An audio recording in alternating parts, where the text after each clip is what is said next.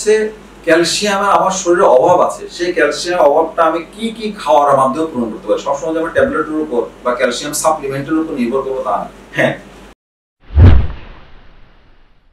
আধুনিক যে বিজ্ঞানের যে বিজ্ঞানের গবেষণা কিন্তু একটা জিনিস খুব ইম্পর্টেন্টলি চলে আসছে বা এখন গুরুত্বপূর্ণভাবে বলা হচ্ছে যে ক্যালসিয়াম যে আমরা সাপ্লিমেন্ট দিই বা ট্যাবলেট, সেই ট্যাবলেটের মাধ্যমে ক্যালসিয়াম নেওয়ার চেয়ে আপনি যদি খাদ্য গ্রহণের মাধ্যমে ক্যালসিয়াম নিতে পারেন সেটা কিন্তু সবচেয়ে ভালো। এখন কথা হচ্ছে আমার শরীরে বা একজন প্রাপ্তবয়স্ক মানুষের প্রতিদিন ক্যালসিয়ামের প্রয়োজনীয়তা কতটুকু।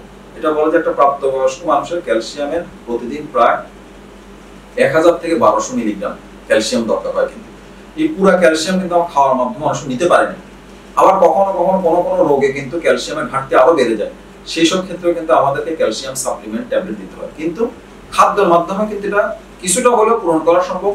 এখন যারা পরিপূর্ণভাবে অনেক খাদ্য নিতে পারবে ক্যালসিয়াম জাতীয়, তারা হয়তো খাওয়ার মাধ্যমে পুরোপুরি তার দৈনিক চাহিদা মেটানো সম্ভব। তাহলে কি খাওয়া খেতে হবে?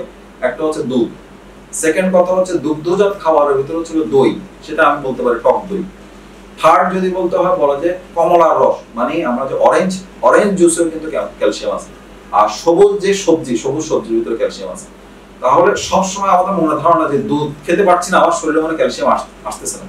দুধ ছাড়াও কিন্তু অন্যান্য মাধ্যমে আমি ক্যালসিয়ামের ঘাটতি পূরণ করতে পারি। এবং যারা দুধ হজম করতে পারে না তাদের জন্য কিন্তু টক দই একটা ভালো অল্টারনেটিভ বা বিকল্প হিসেবে কিন্তু ব্যবহার করতে পারে ক্যালসিয়ামের ঘাটতি পূরণ করার জন্য। টক দইয়ের আরো কিছু উপকারিতা আছে। টক দই কিন্তু আমাদের পেটের ভিতরে কিছু উপকারী ব্যাকটেরিয়া তৈরি করে, যে উপকারী ব্যাকটেরিয়া কিন্তু আমার শরীরের যে পেটের ভিতরে যে ব্যাকটেরিয়ার যে নরমাল যে গ্রোথ, নরমাল যে ফ্লোরা, সেটাকে মেনটেন করতে হেল্প করে। আধুনিক যে গবেষণা দেখা যাচ্ছে পেটের বিভিন্ন রোগের সাথেও কিন্তু বাত রোগের সম্পর্ক তৈরি হয়েছে বা বাত রোগের সম্পর্ক রয়েছে।